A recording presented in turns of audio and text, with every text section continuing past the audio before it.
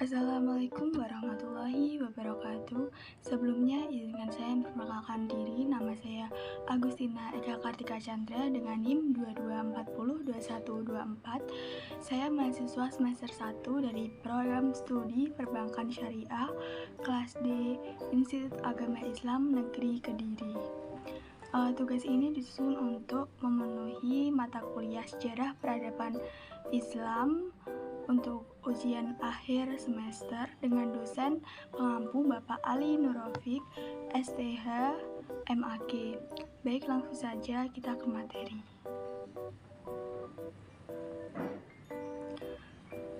Untuk topik yang akan kita bahas ada beberapa, yaitu yang pertama ada peradaban Islam masa dinasti Aghlabiyah, Fatimiyah dan Ayyubiyah. Kemudian ada sejarah perang salib dan sejarah invasi Mongol ke dunia Islam.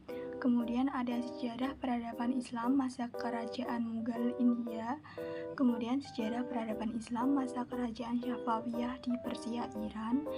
Kemudian sejarah peradaban Islam masa kerajaan Turki Utsmani, dan yang terakhir ada sejarah peradaban Islam di Indonesia dan Islam Nusantara. Yang pertama ada sejarah peradaban Islam yang pada masa dinasti Aghlabiyah, Fatimiyah, dan Ayyubiyah.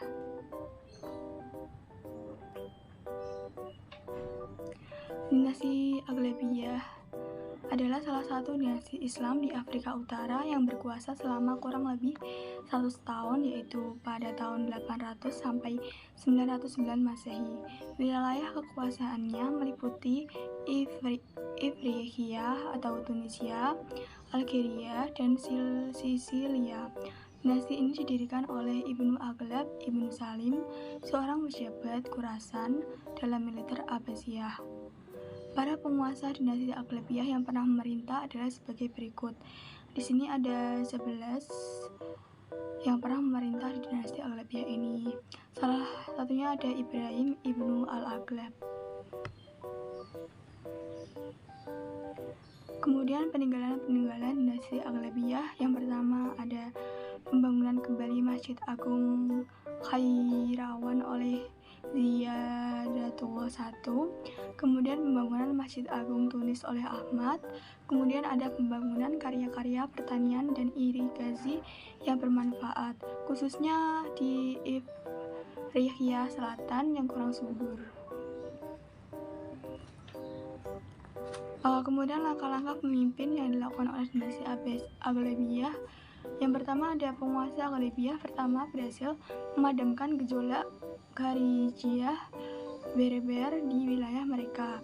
Kemudian yang kedua dilanjutkan dengan dimulainya proyek besar merebut Sisilia dari tangan Bizantium pada tahun 827 Masehi di bawah Ziyadatullah I yang amat cakap dan energik. Dengan meredakan oposisi internal di Ifriqiya yang dilakukan fuqaha memimpin religius Maliki di Khairawan atau Kairovan. Di samping itu, satu armada bajak laut dikerahkan sehingga membuat Aghlabiyah unggul di Mediterania Tengah dan membuat mereka mampu mengusir pantai Italia Selatan, Sardinia, Korsika, dan Mediterranean Alp. Kemudian Aghlabiyah juga berhasil merebut Malta pada tahun 868 Masehi. Daerah-daerah tersebut yang menjadi wilayah kekuasaan dinasti Aghlabiyah. Dengan demikian, pada tahun 878 Masehi, sempurnalah penguasaan atas Sisilia yang kemudian pulau itu di bawah pemerintah Muslim. Pertama di bawah kekuasaan Aghlabiyah dan kedua di bawah gubernur-gubernur Fatimiyah, sampai penaklukan oleh Norman pada abad ke-11. Pulau itu menjadi pusat bagi penyebaran kultur Islam ke Eropa. Kemudian kemunduran dinasti Aghlabiyah. Menjelang akhir abad ke-9, posisi Aghlabiyah di Ifriqiyah merosot. Hal ini disebabkan karena amir terakhirnya yaitu Ziyadatullah III tenggelam pada kemewahan ataupun berfoya-foya, dan seluruh pembesarnya tertarik pada Syiah. Juga propaganda Syiah yaitu Abu Abdullah, perintis Fatimiyah, Mahdi Ubaidillah mempunyai pengaruh yang cukup besar di Barbar, yang akhirnya menimbulkan pemberontakan militer, dan dinasti Aghlabiyah dikalahkan oleh Fatimiyah pada tahun 909 Masehi. Ziyadatullah III diusir ke Mesir setelah melakukan upaya-upaya yang sia-sia demi untuk mendapatkan bantuan dari Abbasiyah menyelamatkan Aghlabiyah. Kemudian ada dinasti Fatimiyah. Dinasti ini yang merupakan salah satu dinasti yang didirikan di benua Afrika pada penghujung tahun 200 Hijriyah atau sekitar tahun 910 Masehi. Dinasti ini merupakan dinasti terlembaga yang berpaham Syiah Islamiyah. Dalam realitas sejarah dinasti Fatimiyah diambil nama Fatimah Az-Zahra, putri Nabi Muhammad SAW dan istri Ali bin Abi Thalib melalui garis keturunan Ismail putra Ja'far As-Siddiq. Peletak dasar dan pendiri dinasti ini adalah Ubaidillah Al-Mahdi, putri Husain ibnu Ahmad ibnu Abdallah ibnu Muhammad ibnu Ismail ibnu Ja'far As-Siddiq. Ubaidillah Al-Mahdi datang dari Suriah ke Afrika. Tujuan dinasti ini yaitu untuk menjalankan ideologi Syiah ke Afrika.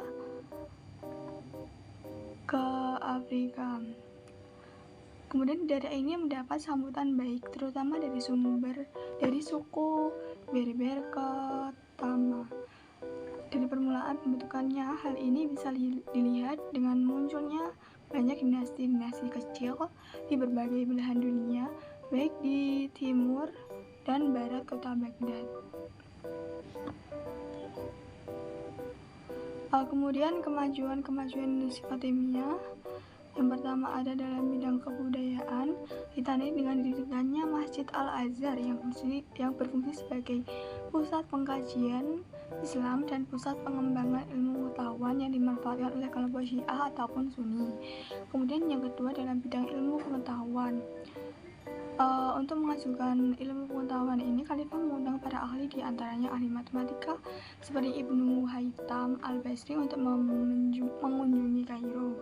Selain itu muncul ahli sejarah seperti Ibnu Zulaq Al-Musafihi Al-Qudai dan penulis kitab Al-Dirayat Al-Sabusi, pustakawan Al-Muhalabi, dan ahli geografi Ibnu Al-Ma'mun Al-Bataihi. Selama berkuasa, dinasti Fatimiyah ini dipimpin oleh 14 khalifah, yang salah satunya adalah Ubaidillah Al-Mahdi pada tahun 297 sampai 322 Hijriyah atau 909 sampai 924 Masehi. Kemudian kemunduran dinasti Fatimiyah ini dinasti yang mulai merintis kegiatan dakwahnya tahun 893 Masehi dengan mengetengahkan konsep akan datangnya Al-Mahdi dari keturunan Nabi Muhammad SAW dengan dukungan satu Berber Ketama. Ia berhasil melembagakan gubernur Aghlabiyah di Ifriqiyah dengan menjadikan Ittisyah Fez sebagai penguasa bawahnya. Pada tahun 909 Masehi, ia dilantik menjadi khalifah yang sejajar dengan khalifah di Baghdad. Pada tahun 920 Masehi, ia mendirikan ibu kota baru bernama Al-Mahdiyah. Berbeda dengan dinasti-dinasti kecil lainnya, dinasti Fatimiyah ini sepenuhnya melepaskan diri dari Baghdad. Sisilia berhasil diduduki dan melakukan operasi laut terhadap Istanbul sebagaimana kota Al-Mahdiyah di Ifriqiyah. Fatimiyah membangun ibu kota baru di Mesir yaitu Kairo baru, Hiroh yang berjaya dari Mesir, kekuasaannya meluas hingga ke Palestina dan Suriah, dan mengambil alih penjagaan atas tempat-tempat suci di Hijaz. Kemudian ada dinasti Ayyubiyah. Berdirinya dinasti ini berkuasa di Diyarbakir oleh dinasti Sunni hingga tahun 142 Masehi. Didirikan oleh Salahuddin al-Ayyubi. Beliau berasal dari suku Kurdi Hazbani yang merupakan putra dari Najwaddin Ayyub yang menjadi dari putra Zengi bernama Nuruddin. Keberhasilannya dalam perang salib ini membuat para tentara mengakui sebagai pengganti dari pamannya, Shirkuh, yang telah meninggal setelah menguasai Mesir tahun 1169 Masehi. Ia tetap mempertahankan lembaga-lembaga ilmiah yang didirikan oleh dinasti Fatimiyah, tetapi mengubah orientasi keagamaannya dari Syiah menjadi Sunni. Penaklukan atas Mesir oleh Salahuddin pada 1171 Masehi membuat jalan bagi pembentukan mazhab-mazhab hukum Sunni di Mesir, yaitu mazhab Syafi'i, telah bertahan di bawah pemerintah Fatimiyah. Sebaliknya, Salahuddin memperlakukan mazhab-mazhab Hanafi. Keberhasilannya di Mesir tersebut mendorongnya untuk menjadi penguasa otonom di Mesir.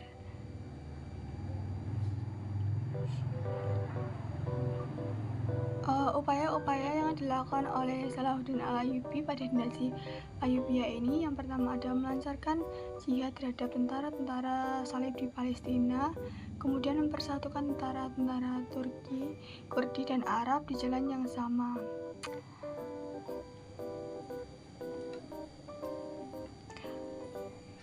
Kemudian setelah hal itu, yang dilakukan Salahuddin al-Ayyubi untuk memperjuangkan dinasti Ayyubiyah ini adalah merealisasikan tujuan-tujuan utamanya, yaitu mengeluarkan kaum salib dari Baitul Maqdis dan mengembalikan pada persatuan umat Islam, sehingga menghabiskan kekuatannya dalam mengganggu kesehatannya.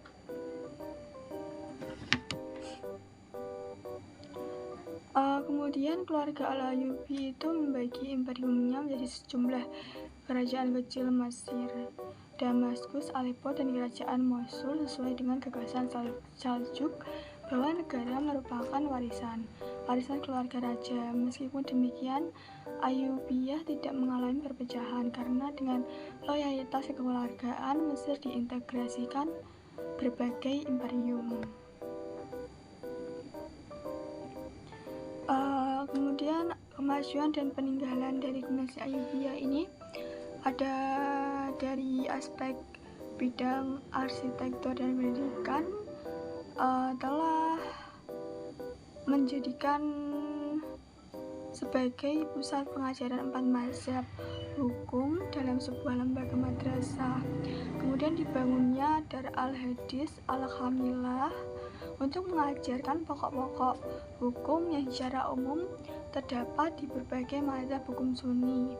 Kemudian pada arsitekturnya dapat dilihat dari monumen bangsa Arab, bangunan masjid di Beirut yang mirip gereja, serta istana-istana yang dibangun menyerupai gereja. Kemudian dalam bidang filsafat dan keilmuan, adanya bukti pada Ideas of Faith yang telah diterjemahkan, karya-karya orang Arab tentang astronomi dan geometri, penerjemah bidang kedokteran. Kemudian di bidang kedokteran ini telah didirikan sebuah rumah sakit bagi orang yang cacat pikiran.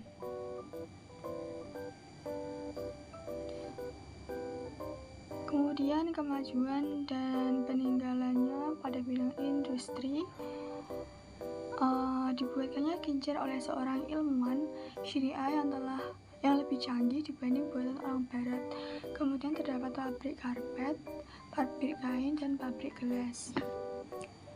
Dalam bidang perdagangan, bidang ini membawa pengaruh bagi negara-negara di Eropa dan negara-negara yang dikuasai Ayyubiyah. Kemudian pada bidang militer, yaitu Dimilikinya alat-alat perang seperti kuda, pedang panah, dan sebagainya, dan juga mereka memiliki burung elang sebagai kepala burung-burung dalam dalam peperangan. Di samping itu, adanya perang salib telah membawa dampak positif, keuntungan di bidang industri, perdagangan, dan intelektual, misalnya dengan adanya irigasi.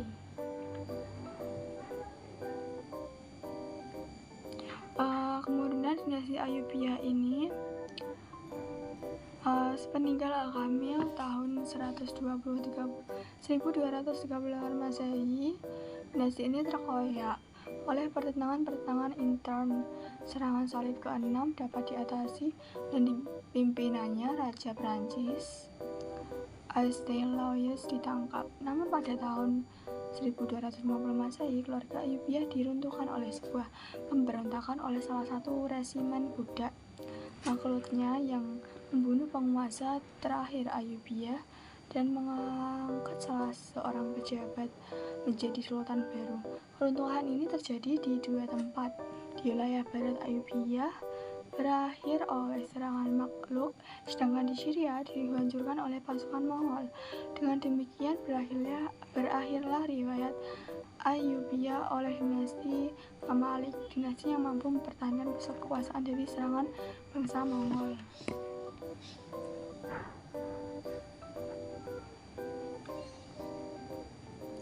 Kemudian materi yang kedua ada sejarah perang salib dan sejarah invasi Mongol ke dunia Islam. Perang salib sendiri disebutkan sebagai ekspedisi Kakara yang merupakan peperangan antar kaum Kristen dan Muslim yang direstui Gereja Latin pada abad pertengahan. Menurut anggapan umum, perang salib ini adalah sebutan bagi perang-perang di kawasan timur laut tengah yang bertujuan membebaskan tanah suci dari penjajahan Islam. Namun perang salib ini juga digunakan sebagai sebutan bagi perang-perang yang direstui gereja di kawasan lain. Sejarah perang salib ini terjadi berbanding terbalik dengan pembangunan yang begitu pesat di Eropa Barat.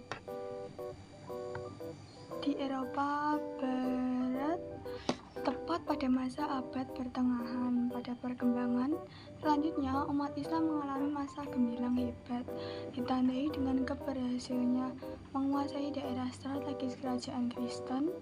Hal tersebut menimbulkan kebencian dan rasa ingin balas dendam yang tersulut dalam dada.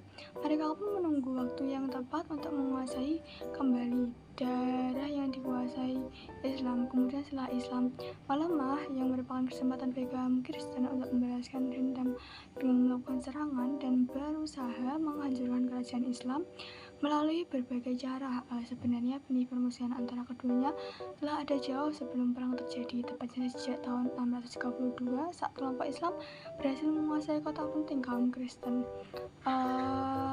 Kemudian langsung saja kita ke materi periodisasi perang salib. Yang pertama, pada masa penaklukan 1009 sampai 1144 sebagai periode penaklukan, salinan kerjasama Kaisar Alexius I dan Paus Urbanus II berhasil membangkitkan semangat orang Kristen. Kemudian periode kedua atau masa reaksi umat Islam 1144 sampai 1192, yaitu berakibat beberapa wilayah Islam jatuh ke tangan kaum salib dan membangkitkan semangat juang kaum muslim untuk merebut kembali wilayah yang telah direbut. Kemudian periode ketiga atau masa perang saudara kecil-kecilan 1193 sampai 1291 dikenal sebagai periode masa kehancuran dalam pasukan salib yang disebabkan oleh ambisi politik untuk memperoleh kekuasaan dan sesuatu yang bersifat materialistik daripada motivasi agama.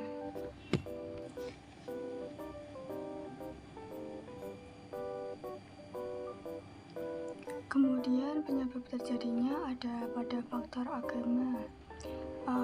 Pada abad pertengahan, gereja mempunyai peran yang cukup penting, berpengaruh cukup besar terhadap masyarakat di Eropa. Pihak gereja menyatakan bahwa barang siapa melanggar aturan yang ditetapkan oleh gereja, maka akan mendapat hukuman. Padahal masyarakat saat itu banyak berbuat kesalahan dan melanggar aturan gereja. Untuk menyucikan diri dan bertobat dari kesalahan, pihak gereja menyarankan agar banyak berbuat baik dan berbakti menurut ajaran agama atau Kristen. Salah satunya adalah berziarah ke Baitul Maqdis di Yerusalem. Dari sinilah muncul ide untuk merebut Yerusalem yang notabene merupakan wilayah kekuasaan Islam. Mereka yakin bahwasannya berziarah ke tanah suci saja mendapat pahala besar sehingga dapat menebus dosa. Apalagi jika berusaha melepaskan dan memerdekakan Yerusalem dari kekuasaan Islam, pasti pahalanya jauh lebih besar. Kemudian faktor politik, pengaruh dari kekuasaan Paus sangat besar terhadap raja-raja yang ada di bawah kekuasaannya. Paus juga mempunyai cita-cita untuk menguasai dunia timur dengan rencana mendirikan kerajaan Latin. Kemudian faktor ekonomi, karena pedagang dari kota Pisa, Genoa, dan Venezuela berusaha menguasai perdagangan di wilayah selatan dan pantai timur Laut Tengah untuk meluaskan daerah perdagangan mereka. Hal itulah yang memicu terjadinya kongres dengan dalih membebaskan Baitul Maqdis, sehingga para pedagang mendukung pelaksanaan perang salib. Kemudian akibat perang salib ini menimbulkan beberapa akibat dalam sejarah dunia, yaitu perang salib ini membawa Eropa ke dalam kontak langsung dengan dunia muslim dan terjadilah hubungan antara timur dengan barat. Kontak ini menimbulkan saling tukar pikiran antara kedua belah pihak, pengetahuan, pertumbuhan intelektual Eropa Barat. Hal ini melahirkan suatu bagian penting dalam menumbuhkan Renaissance di Eropa. Kemudian keuntungan perang salib bagi Eropa adalah di mana menambah lapangan perdagangan, pelajari kesenian, dan penemuan penting seperti kompas laut, kincir angin, dan lainnya dari orang Islam. Kemudian berkembangnya kegiatan maritim di Laut Tengah. Orang-orang Islam yang pernah menguasai Laut Tengah kehilangan kekuasaan, sementara orang Eropa bebas menggunakan jalan laut menjadi Laut Tengah tersebut.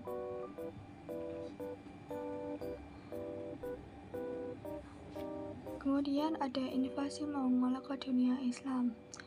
Pada tahun 565 Hijriah, tentara Mongol yang berkekuatan sekitar 200.000 orang tiba di salah satu pintu Baghdad. Khalifah Al-Mutasim betul-betul tidak berdaya dan tidak mampu membendung badai tentara Hulagu. Kota Baghdad dihancurkan rata dengan tanah, dan Hulagu kan menancapkan kekuasaan di Baghdad selama 2 tahun sebelum melanjutkan gerakan ke Syria dan Mesir.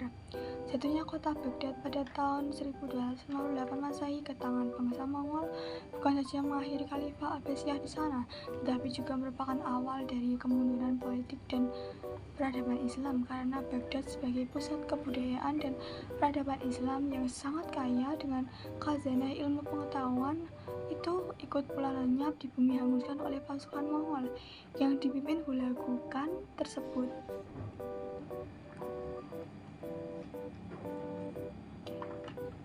Bangsa Mongol sendiri berasal dari daerah pegunungan Mongolia yang membentang dari Asia Tengah sampai ke Siberia Utara, Tibet Selatan, dan Manchuria Barat, serta Turkistan Timur. Ada 4 orang yang memimpin Mongolia yang cukup terkenal dan disegani dalam sejarah perkembangan Mongol, yaitu salah satunya bernama Genghis Khan.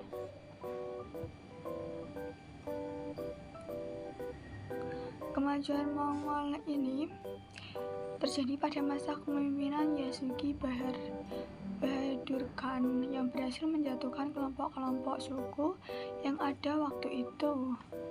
Kemudian setelah beliau meninggal, putranya Temujin tampil sebagai pemimpin Dalam waktu 30 tahun, ia berusaha memperkuat angkatan perangnya dengan menyatukan bangsa Mongol dengan suku bangsa lain sehingga menjadi satu pasukan yang teratur dan tangguh.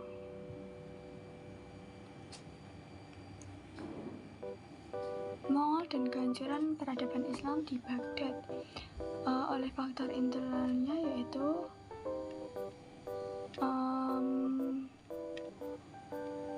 tidak adanya keberadaan orang Arab yang notabene cukup memberi pengaruh besar dalam kemitraan yang dapat dirincikan. Luasnya wilayah kekuasaan mempersulit kendali pusat atas negeri-negeri taklukan Abbasiyah.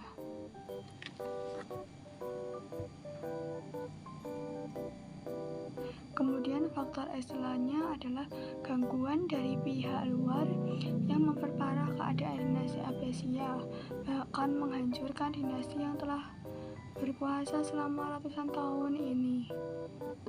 Kemudian adanya serangan bangsa Mongol yang bekerja sama dengan pengkhianat kerajaan beraliran Syiah. Kemudian pengaruh invasi Mongol ke dunia Islam ini, yang pengaruh negatifnya adalah menghancurkan semua yang dilalui bangsa Mongol, terutama kota-kota penting Islam. Di antaranya yang sangat memilukan ialah penghancuran kota Baghdad, sebuah kota yang bersejarah selama 5,5 abad lamanya menjadi pusat kebudayaan dan khazanah ilmu pengetahuan yang luar biasa. Kemudian kurangnya Kutubul Kanah yang berakibat dari serangan bangsa Mongol yang membuat buta, kemudian menghancurkan kota-kota Islam pusat peradaban ilmu pengetahuan, sehingga kitab-kitab terdahulu banyak hilang dan hancur. Lalu penyelewengan ilmu akibat serangan bangsa Mongol yang sangat kejam ini, baik laki-laki maupun perempuan, tua, muda, dan anak-anak, mereka semua dibunuh dengan sadis, yaitu dengan adanya itu menimbulkan ketakutan yang luar biasa terhadap kaum muslim. Pengaruh positifnya adalah banyak sekolah dan mausu'at, kemudian kemajuan peradaban Mahmud Ghazan, kemudian munculnya ulama-ulama besar. Antara yang selanjutnya ada sejarah peradaban Islam masa kerajaan Mughal.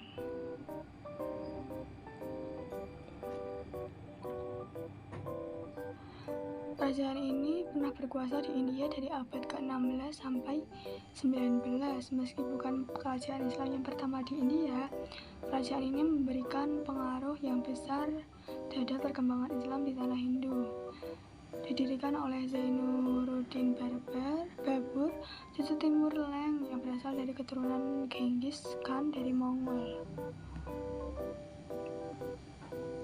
Kemudian masa kejayaan kerajaan Mughal ada pada masa pemerintahan Akbar.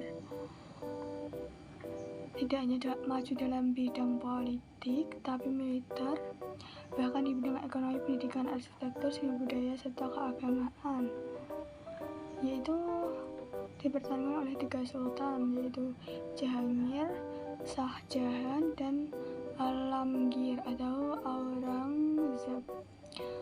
Pada periode ini, Kesultanan Mughal memiliki pertahanan militer yang tangguh dan sukar ditaklukkan.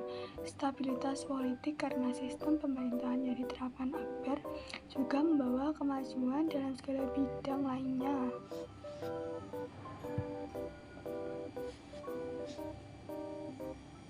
Kemudian kemunduran dan keruntuhan kerajaan Mughal, yaitu setelah sepeninggal Aurangzeb, para penerusnya tidak sanggup mempertahankan kebesaran para pendahulunya. Bidang militer dan pertanian yang menjadi tumpuan kebesaran Mughal tidak lagi dikembangkan. Kemudian kejayaan Mughal pun secara perlahan hilang akibat satu persatu daerah kekuasaannya melepaskan diri dan mendirikan kerajaan baru. Peninggalan kerajaan Mughal yang pertama ada Taj Mahal di India, Benteng Agra di India, Benteng Allahabad di India, Benteng Merah di India, Benteng Lal Bagh di Bangladesh, Benteng Lahore di Pakistan, Taman Babur di Afghanistan. Materi selanjutnya ada sejarah peradaban Islam masa kerajaan Safawiyah di Persia, Iran. Kerajaan Safawiyah ini adalah salah satu kerajaan besar di Iran yang berdiri setelah penaklukan Persia oleh pasukan Muslim pada abad ke-7. Pendirinya adalah Ismail ke-1 yang merupakan pendiri dinasti Safawiyah. Selama berdiri hingga 1736, periode ini sering disebut sebagai awal dari sejarah Iran modern. Berdirinya kerajaan dan dinasti Safawiyah ini bermula dari gerakan Tarekat Safawiyah yang didirikan oleh Safi al-Din di Azerbaijan. Raja-raja kerajaan Safawiyah ada 11, yang salah satunya adalah Ismail I. Kejayaan kerajaan Safawiyah yang berhasil mengatasi gejolak politik dalam negeri dan merebut beberapa wilayah. Pada puncaknya, berhasil menguasai wilayah yang sekarang dikenal dengan Iran, Republik Azerbaijan, Bahrain, Armenia, Georgia Timur sebagai Kaukasus Utara, termasuk Rusia dan Afghanistan, serta sebagian Turki, Suriah, Pakistan, Turkmenistan, dan Uzbekistan. Kemunduran yang dialami pada kerajaan Safawiyah ini dirasakan setelah Abbas I turun tahta pada 1628 karena para pemimpin setelah kurang memperhatikan kemajuan pemerintah dan rakyatnya, juga mempergolak antara golongan Islam Syiah dan Sunni, juga menjadi penyebab kerajaan mengalami kemerosotan. Peninggalan kerajaan Safawiyah ini adalah bangunan masjid, rumah sakit, sekolah, istana raja, dan jembatan berdiri megah di Isfahan.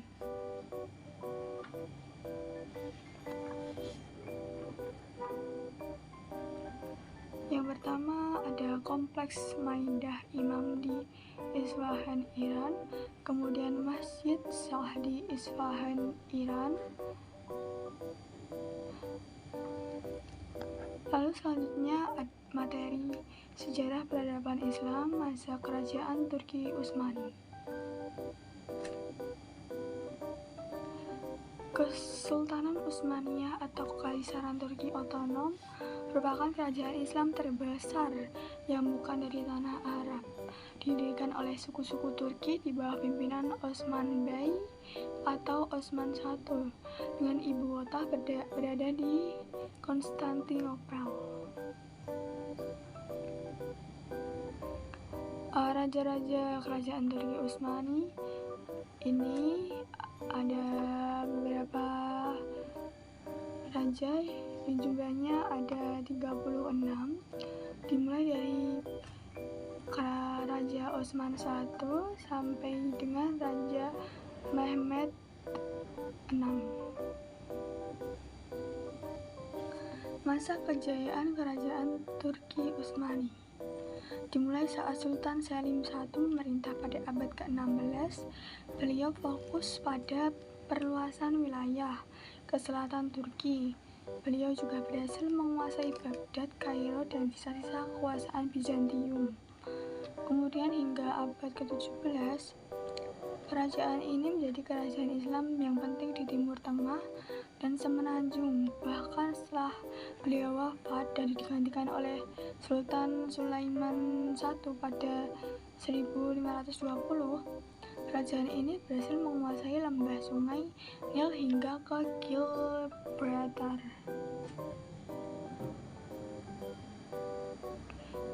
Masa kejayaannya dimulai saat Sultan Selim I fokus pemerintah tadi.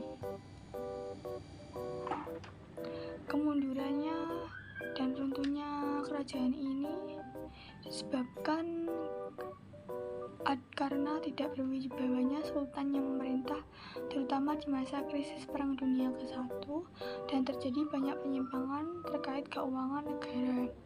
Selain itu, gaya hidup yang mewah kalangan pembesar istana menjadi salah satu faktor runtuhnya Utsmani. Peninggalan kerajaan ini, yang pertama ada Hagia Sophia yang dibangun pada abad ke-6.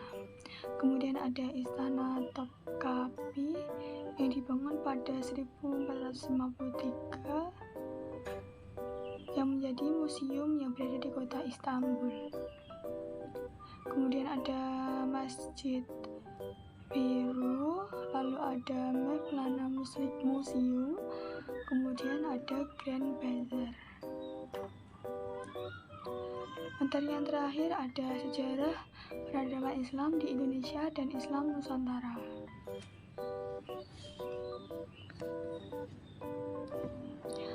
Saat ini Islam merupakan agama yang dianut oleh sebagian besar masyarakat Indonesia. Penyebarannya dianggap berasal dari beberapa sumber, seperti berdagang oleh para pedagang Arab, adopsi oleh penguasa lokal, serta adanya pengaruh tasawuf. Islam memasuki wilayah Indonesia pada abad ke-7 dengan ditunjukkan oleh berita Cina dari zaman dinasti Tang yang menerangkan bahwa pada tahun 674 Masehi di pantai barat Sumatera telah terdapat perkampungan bernama Barus dan Fansur yang dihuni oleh orang-orang Arab yang memeluk Islam. Hal itu didukung oleh keterangan para pedagang Muslim Arab dan Persia yang telah memiliki hubungan dengan dagang dengan kerajaan Sriwijaya di Palembang.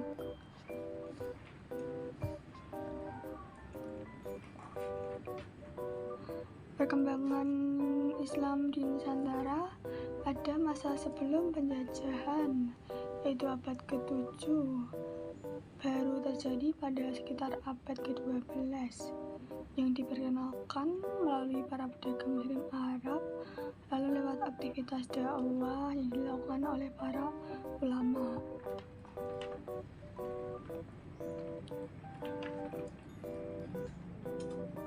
Selain berdagang, ada juga politik Islam yang tumbuh di Nusantara itu.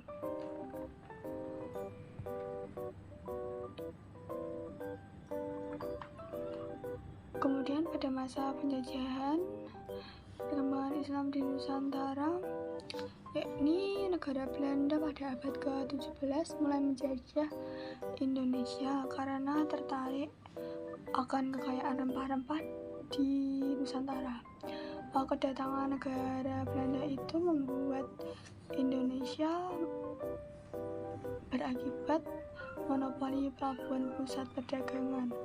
Di sisi lain, kondisi ini justru membantu proses penyebaran Islam karena pedagang Muslim Indonesia pindah ke pelabuhan kecil dan terpencil.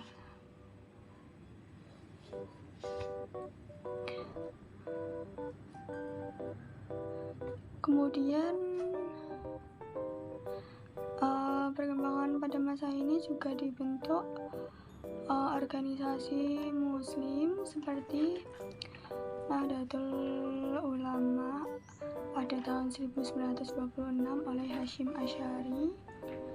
Lalu ada organisasi seperti pada 1930 dan Nahdlatul Wathon yang ada di Lombok. Kemudian pada pasca kemerdekaan, perkembangan Islam di Nusantara, yaitu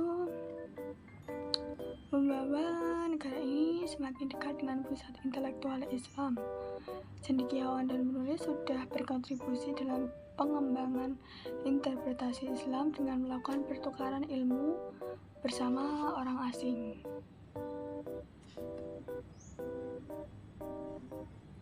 Kemudian peninggalan-peninggalan sejarah Islam di Indonesia ada dalam bidang seni bangunan.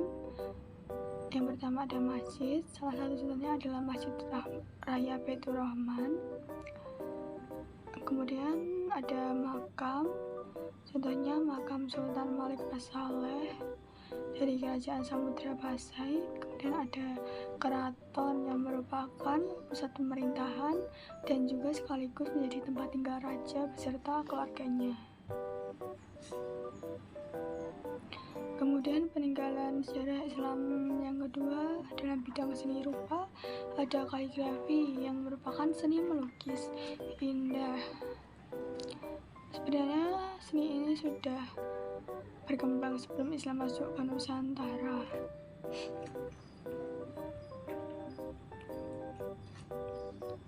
Kemudian peninggalan selanjutnya dalam bidang seni sastra ada suluk, contohnya suluk Sukarsa. Kemudian ada syair, misalnya syair Sidang Fakir karya Hamzah Mansuri. Kemudian ada hikayat, contohnya hikayat Iskandar Zulkarnain. Dan yang terakhir ada babat yang berisi cerita sejarah, misalnya babat Tanah Jawi.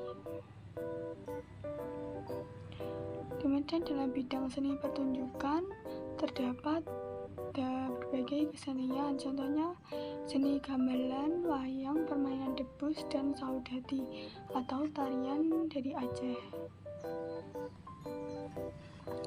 Dapat disimpulkan, dalam mempelajari sejarah peradaban Islam ini harus benar-benar dipahami, karena sejarah peradaban Islam membuat kita mengerti tentang sejarah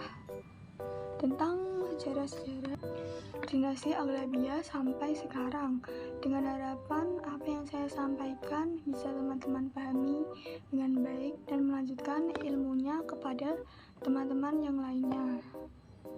Saya mohon maaf sebesar-besarnya apabila ada tutur kata yang kurang berkenan. Saya ucapkan terima kasih kepada Bapak Ali Nurrafiq selaku dosen pengampu mata kuliah SPI, dan terima kasih juga kepada teman-teman atas perhatiannya. Dengan ini presentasi saya tutup. Wassalamualaikum warahmatullahi wabarakatuh.